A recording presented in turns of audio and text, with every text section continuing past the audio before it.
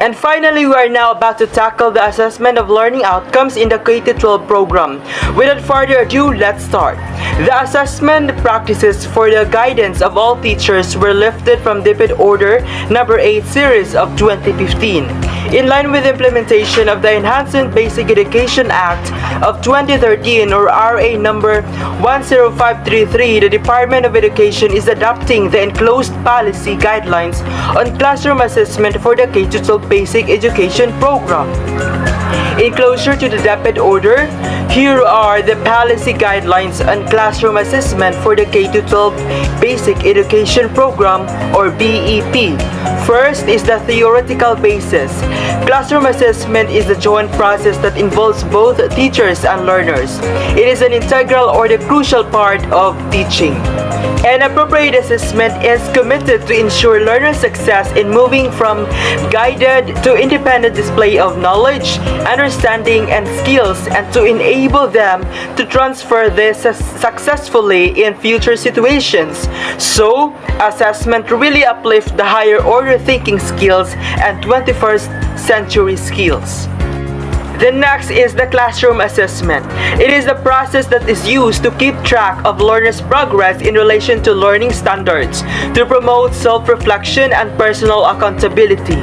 It is a process of identifying, gathering, organizing, and interpreting quantitative and qualitative information about what learners know and can do.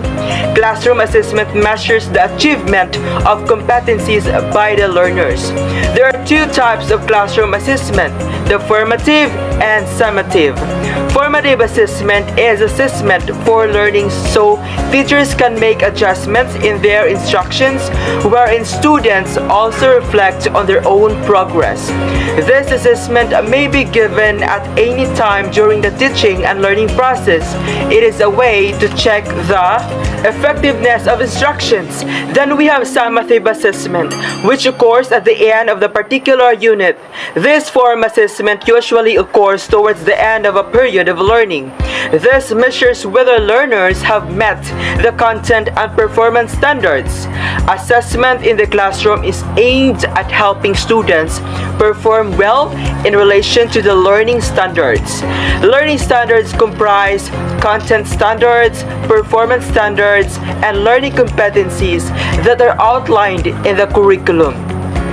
Now, how are these learners assessed in the classroom? Well, learners assess through various processes and measures appropriate to and congruent with learning competencies defined in the K-12 curriculum. Some of these processes and measures used for both formative and summative assessment, which works differently. Students may be assessed individually or collaboratively. Now we're going to the grading system. The K-12 BEP uses a standard and competency-based grading system. These are found in curriculum guide. Remember, the minimum grade needed to pass a specific learning area is 60, which is transmuted to 75 in the report card. Next is how are the core values of the Filipino child reflected in the report card. The goal of K-12 curriculum is to holistically develop Filipinos with 21st century skills. The development of learners' cognitive competencies and skills must be complemented by the formation of their values and attitudes anchored on the mission, vision, and core values of DepEd. So as a student, it is really important to not just memorize the mission, vision, and core values, but to live with it genuinely and embodied wholeheartedly. In addition, to support the development of these core values, schools must make sure that their homeroom guidance program promotes them. Additional opportunities may be integrated into class discussion in all learning areas. Take note, non-DepEd schools may modify or adapt these guidelines as appropriate to the philosophy, vision and mission and core values of their schools. Now, let's go with attendance and how it is reported. It is crucial for learners to be in school every day, and it should be recorded by teachers daily.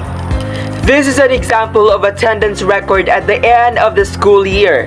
The number of the school days in each month is presented which is based on the school calendar for a given school year. A learner who incurs absence of more than 20% of prescribed number of class periods during school year should be given a failing grade. Recording of attendance is done from kindergarten to grade 12. Lastly, to whom is the classroom assessment reported? Classroom assessment is a huge help and serves to help teachers and parents understand the learner's progress in curriculum standards. The results of assessment are reported to the child remedial class teacher, the teacher of the next grade level, as well as the child's parents or guardians. There's more to know about policy guidelines on classroom assessment for the K-12 Basic Education Program or BEP of DepEd Order Number 8 Series of 2015.